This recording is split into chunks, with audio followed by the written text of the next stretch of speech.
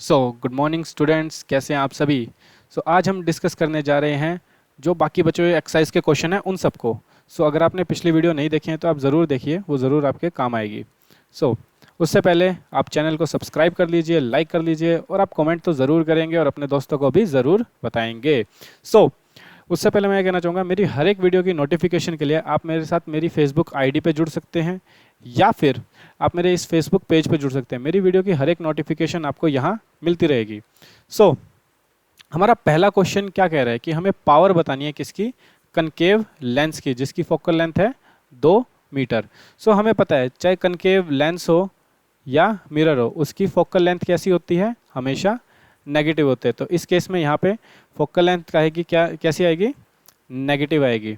ठीक है, प्लस अगर फोकल लेंथ नेगेटिव है तो पावर भी नेगेटिव आएगी, क्योंकि पावर का फॉर्मूला क्या होता है, P is equal to 1/f। अगर मीटर में है तो फोकल लेंथ हमारी क्या है, -2 मीटर है। तो यहाँ पे अगर हम पुट करेंगे तो -2 करेंगे तो यहाँ पे क्या आ जाएगा, 1/-2 इज इक्वल टू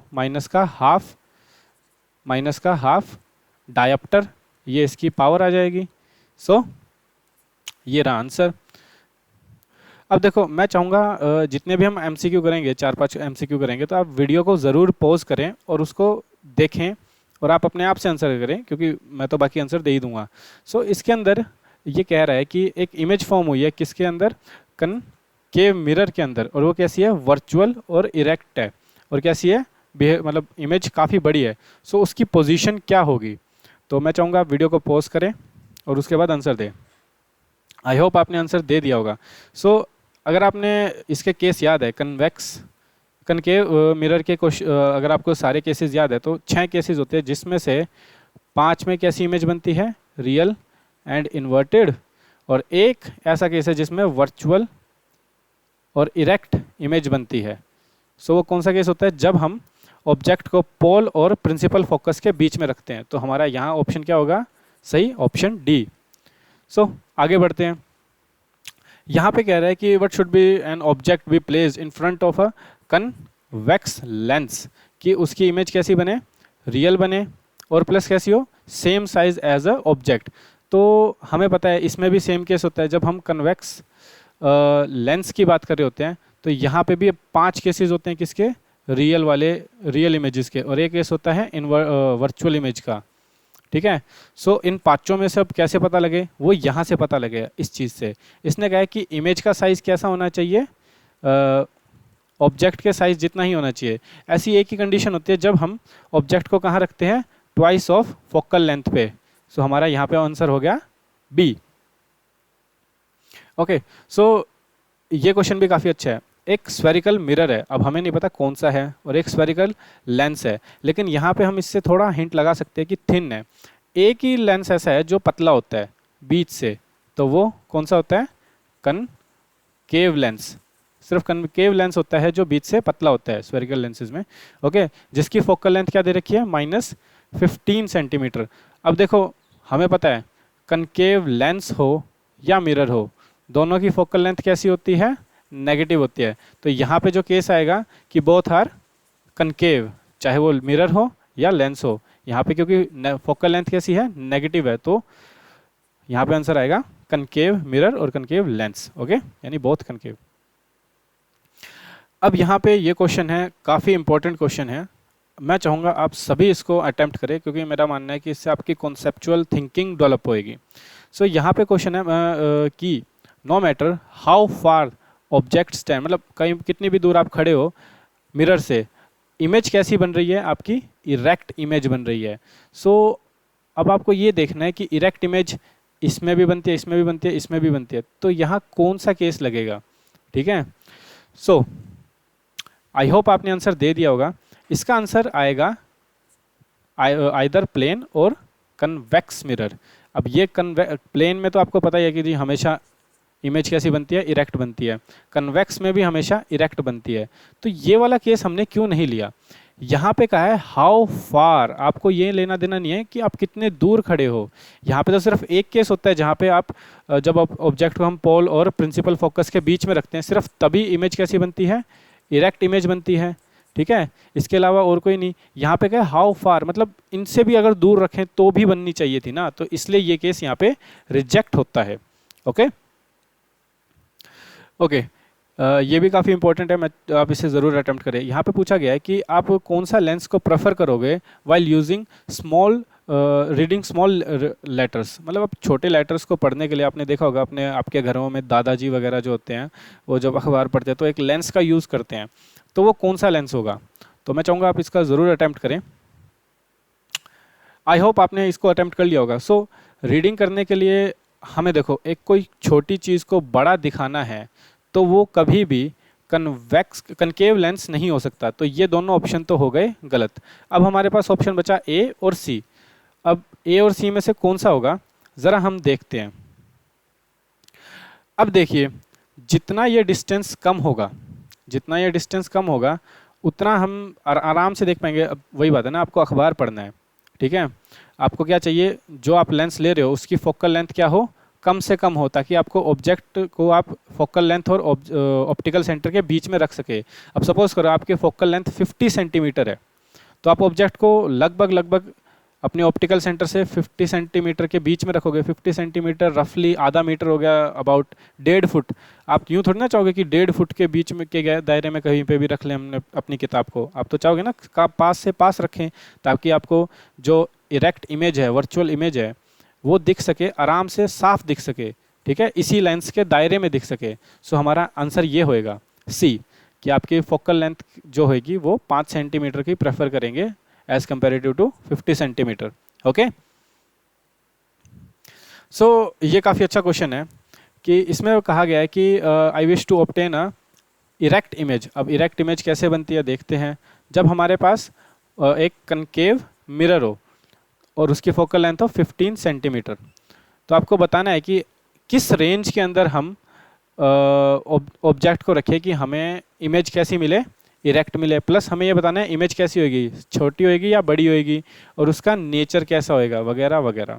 सो हम इस केस में कहाँ रखेंगे, ये देखो, ये हमारा कनकेव मिरर हो गया। इस केस में हम रखेंगे प्रिंसिपल फोकस और पोल के बीच में, यानी हम इमेज को कहाँ रखेंगे, ऑब्जेक्ट को कहाँ रखेंगे, 0 से लेके 15 सेंटीमीटर के बीच में कहीं, या फिर हम क्या कह सकते हैं, पोल से प्रिंसिपल फोकस के बीच में कहीं पर भी रख सकते हैं। यहाँ पे भी रख सकते हो, यहाँ पे भी, यहाँ पे भी। आपको इमेज कैसी मिलेगी, इरेक्ट इमेज मिलेगी, प्लस कैसी मिलेगी, ये देखो, ये ऑब्जेक्ट की हाइट है और ये इमेज की हाइट है, तो आपको कैसी इमेज मिल रही है, लार्ज इमेज बन रही है। ओके, सो ये रहा आपका आंसर। अब ये पूछा गया है कि हेडलाइट जो होती है कार की, उसके अंदर हम कौन सा मिरर यूज़ करते हैं। तो मैंने जब आपको इसकी एप्लीकेशंस बताई थी, ये जब मैं मिरर करवा रहा था, रिफ्लेक्शन का पार्ट करवा रहा था, तो उसके अंदर मैंने बताया था कि जो हमारे पास कनकेव मिरर होता है, कनकेव मिरर, उसको हम एज अ हेडलाइट में रखते हैं। क्योंकि अगर आप याद करो, उसका जो 5th केस था जहाँ पे हमने फोकस पे किसी चीज़ को रखा था, तो इसकी इमेज कहाँ बन रही थी, इन्फिनिटी पे बन रही थी। तो जो हाई बीम होती है वो यही तो काम कर रही होती है। हाई बीम के मतलब क्या होता है, उस लेंस के, उस मिरर के फोकस पे हमने रखा होता है लाइट को, जब वो मिरर से टकरा के जाती है तो कहाँ मिलती है, मतलब हाई बीम पे आपको देखने को मिलती है, काफ़ी दूर इमेज बनने को दिखती है आपको। ओके ओके, ये क्वेश्चन तो सबसे आसान है, ये यूजुअली रिपीट भी हो जाता है, आपके यूटी में भी काफ़ी बार मिलेगा कि रियर व्यू मिरर के लिए हम कौन सा मिरर यूज़ करें व्हीकल्स के अंदर। तो इसका आंसर आपको मिलेगा कन्वेक्स मिरर। कन्वेक्स मिरर क्यों, क्योंकि पहली बात वो कैसी इमेज देता है, वर्चुअल और इरेक्ट, ऐसी इमेज देता है। और दूसरा रीज़न क्या है कि वो ना एक छोटे से मिरर के अंदर आपको पूरे के पूरे पीछे का व्यू दे देगा। यानी एक छोटा सा मिरर, आपने अपनी स्कूटी, बाइक, गाड़ी वगैरह इनमें देखा होगा कि एक छोटा सा मिरर होता है, लेकिन वो पीछे की पूरी सड़क को कवर कर रहा होता है कि कौन कहाँ पे है, कितने डिस्टेंस पे है, वगैरह वगैरह। ठीक है, सो क्योंकि ये वर्चुअल और इरेक्ट इमेज देता है और एक वाइडर फील्ड ऑफ व्यू देता है, इसलिए हम कौन सा मिरर यूज़ करेंगे, कन्वेक्स मिरर यूज़ करेंगे। अब सोलर फर्नेस के लिए क्या करना पड़ेगा, अब सोलर फर्नेस में क्या है कि हमें पूरी की पूरी सनलाइट को एक पॉइंट पे कंसंट्रेट करना है। तो इसके लिए हमें कौन सा लेंस यूज़ कर, इसके लिए कौन सा मिरर यूज़ करना पड़ेगा, कनकेव मिरर यूज़ करना पड़ेगा। कनकेव मिरर में होता है ना, जब इन्फिनिटी से लाइट आ रही होती है, क्योंकि देखो सन तो काफ़ी दूर है, तो इन्फिनिटी पे ही वो एक टाइप से, जैसे ही कनकेव मिरर से रिफ्लेक्ट होएगी लाइट, तो कहाँ इकट्ठी हो जाएगी, एक पॉइंट पे इकट्ठी हो जाएगी, इसके प्रिंसिपल फोकस पे इकट्ठी होगी। तो हमें सोलर फ्लैरेंस में कौन सा मिरर यूज़ करेंगे? Concave mirror. ये हमने यहाँ पे आंसर दे रखा है। ओके, ये क्वेश्चन मेरे एक स्टूडेंट ने भी पूछा था। तो उसमें ये क्या है कि अगर हम किसी भी कन्वेक्स लेंस को, ध्यान से देखना, कन्वेक्स लेंस को किसी भी साइड से, देखो हाफ हमें पेंट करना है, या तो ऊपर से पेंट कर दो या नीचे से, हाफ पेंट करना है, ठीक है, कवर कर दे, ब्लैक पेपर से पेंट कर दे, कुछ भी कर दे, तो क्या इमेज प्रोड्यूस होएगी?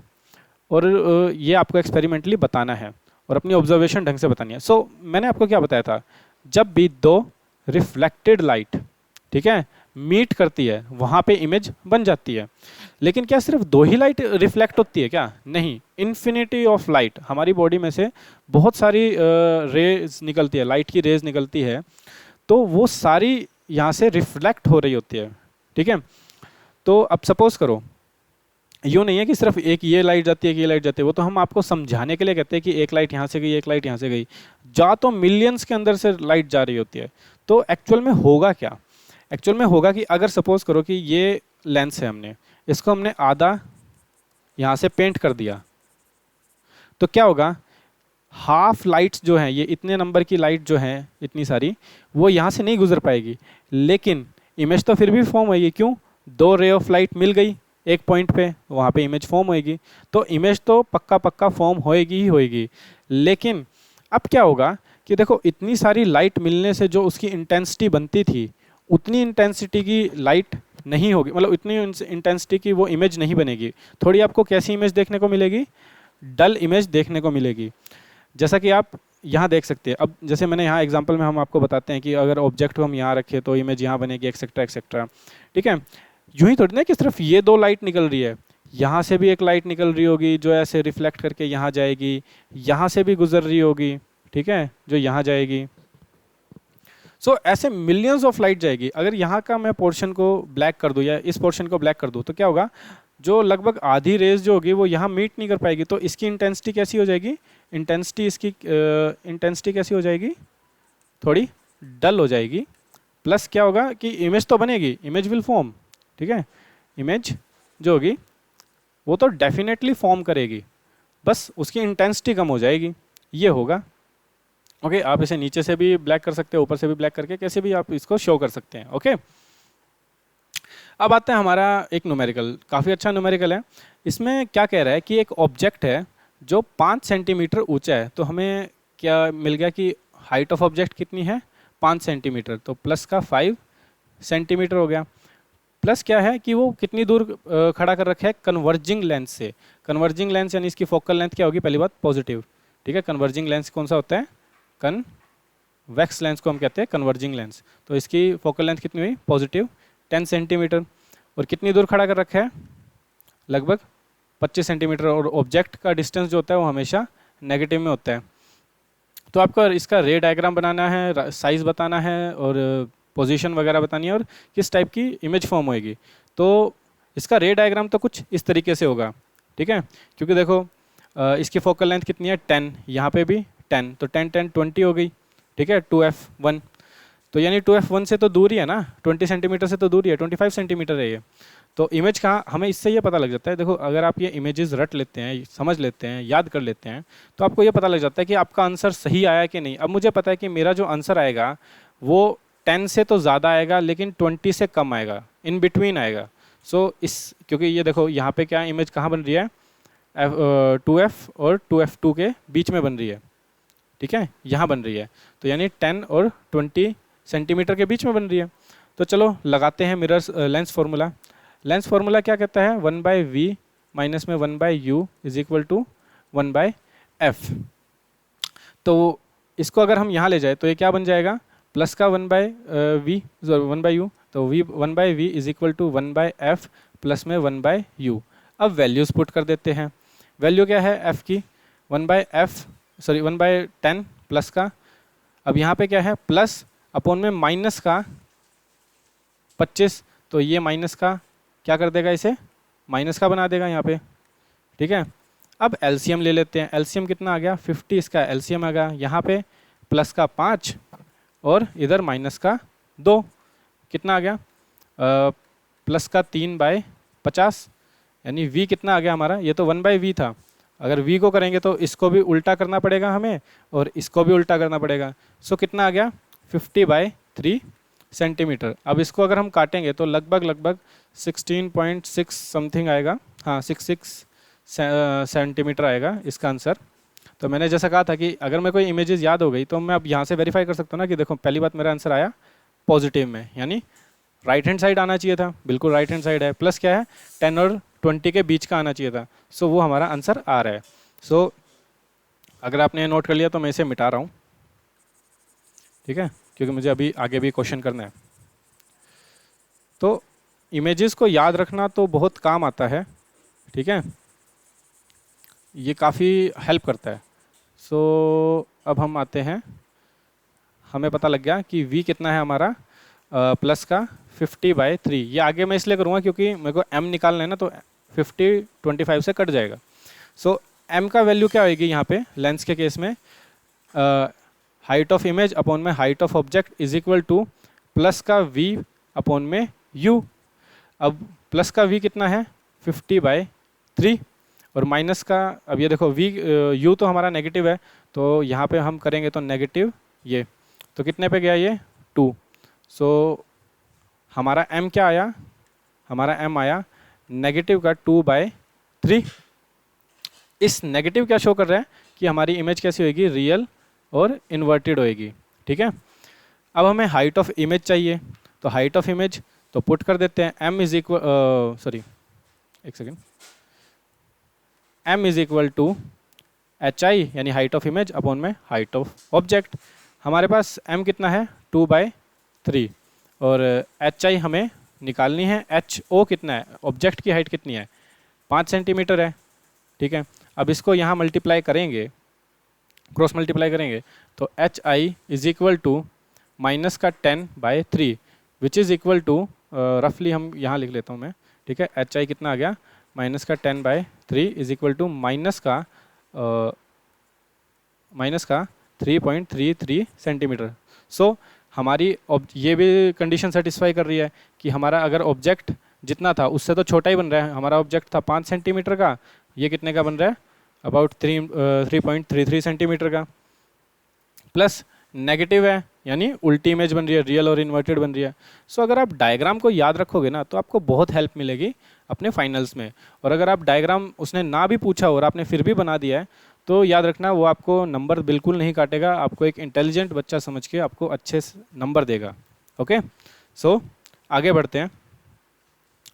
अगला क्वेश्चन भी है हमारे पास, उसमें क्या कह रखा है कि एक कनकेव लेंस है जिसकी फोकल लेंथ कितनी है 15 सेंटीमीटर है, इमेज कहाँ फॉर्म हो रही है 10 सेंटीमीटर पे, और आपको ये बताना है कि हमें ऑब्जेक्ट को कहाँ प्लेस करना है और उसका रे डायग्राम। तो रे डायग्राम तो ये रहा। अगर मुझे रे डायग्राम पता लग गया है, ठीक है, हमें पता है कि देखो दो ही कंडीशन होती है कनकेव लेंस के बीच में के केस में, या तो ऑब्जेक्ट हो इन्फिनिटी पे या फिर वो हो थोड़ा एफ से इस साइड, मतलब लेफ्ट हैंड साइड हो। तो हमें पता है कि हमारा जो आंसर आएगा ना वो 15 से तो बड़ा ही आएगा हमारा आंसर, यानी यू का आंसर जो है वो 15 से बड़ा ही होगा। तो इतनी हमें क्लैरिटी मिल गई है ना रे डायग्राम अगर हम याद करते हैं, सो काफ़ी हेल्प मिल गई है, हमारा आंसर कभी गलत नहीं आएगा। ओके, सो जो चीज़ें हमें पता है हम उसे वैल्यूज़ को पुट करते हैं। तो यहाँ पे हमें पता है कि कनकेव लेंस है तो फोकल लेंथ जो होगी वो नेगेटिव होगी, तो फोकल लेंथ कितनी है इसकी नेगेटिव 15 सेंटीमीटर। हमने इमेज कहाँ रखी है, अच्छा इमेज है 10 पे, तो हमें ये भी पता है कि इमेज कहाँ बन रही है इन फ्रॉम लेंस, मतलब लेंस के सामने बन रही है, तो इधर नेगेटिव ही आएगी, तो नेगेटिव 10 सेंटीमीटर। तो लगा दो लेंस फार्मूला। लेंस फार्मूला क्या कहता है 1/v माइनस का 1/u is equal to 1/f। अब इसको इधर ले जाओ ताकि आपको पॉजिटिव नेगेटिव का झंझट ना पड़े, इसको इधर ले जाते हैं, इसको यहाँ ले आते हैं, तो 1/v अगर ये पॉजिटिव का है यहाँ जाके माइनस का हो जाएगा तो 1/f हो गया, और ये यहाँ नेगेटिव का इधर जाके पॉजिटिव का हो जाएगा तो 1/u हो गया। ओके, वैल्यूज़ को पुट कर देते हैं। 1/v की वैल्यू कितनी है 1/माइनस का 10 और 1/f की कितनी है, अब देखो ये नेगेटिव है यहाँ पे, एक यहाँ नेगेटिव है, तो क्या हो जाएगा प्लस का 1/15 हो जाएगा। अब इन दोनों का एलसीएम लेंगे हम तो आएगा 30, ये 30 पे कितने पे गया, यहाँ 3 पे, यहाँ गया प्लस के 2 पे, तो हमारा आंसर क्या आ गया, 1/u माइनस का 1/30, और u कितना आ गया हमारा, माइनस का 30। सो जैसा मैंने कहा था, ऑब्जेक्ट हमेशा, पहली बात तो ऑब्जेक्ट का डिस्टेंस हमेशा नेगेटिव होता है, और मैंने क्या कहा था 15 से ऊपर की वैल्यू आएगी। अगर सपोज करो कोई भी न्यूमेरिकल मिस्टेक कर देते, यहाँ पे हम प्लस कर देते और यहाँ माइनस कर देते, तो हमारा तो आंसर गलत आ जाता, या कुछ भी कर देते, यहाँ समथिंग करके प्लस प्लस कर देते, तो लगभग आता, जस्ट बता रहा हूँ, 30/5 = 6 आ जाता। तो कई बच्चों का ये आंसर आ जाता, तो गलत हो जाता है ये तो। सो इसलिए आप इमेजेस को तो बिल्कुल याद रखें, आपको आगे हेल्प ही करेगी ये। ओके, सो यहाँ पे ये भी क्वेश्चन काफ़ी अच्छा है, ठीक है। यहाँ पे मैं आपको एक चीज़ समझाऊंगा, आपको देखना है कि कब क्या करना चाहिए, ठीक है। यहाँ से आपको एक चीज़ सीखने को मिलेगी। ये क्वेश्चन क्या कह रहा है कि एक डॉक्टर है जिसने प्रिस्क्राइब किया है कि आँखों के लेंस के लिए करेक्टनेस कितने की, उसकी पावर कितनी है, लेंस की पावर है पॉजिटिव 1/1.5 डायोप्टर, ठीक है। तो आपकी उसकी फोकल लेंथ बतानी है, और जो प्रिस्क्राइब किया हुआ लेंस है वो डाइवर्जिंग है या कन्वर्जिंग है। तो देखो, फोकल जो पावर है ना, वो किस पे डिपेंड करती है, फोकल लेंथ पे। अगर आपकी फोकल लेंथ पॉजिटिव है तो पावर भी पॉजिटिव होगी, अगर वो नेगेटिव है तो पावर भी नेगेटिव होगी। ऐसा कौन सा लेंस होता है जिसकी पावर पॉजिटिव होती है, तो वो है कन्वेक्स लेंस, और कन्वेक्स लेंस को हम क्या कहते हैं, कन्वर्जिंग लेंस, ठीक है। सो हमारा जो एफ है, मतलब जो हमारा लेंस होएगा, वो तो पहली बात कन्वर्जिंग होएगा क्योंकि कन्वेक्स लेंस हुआ है।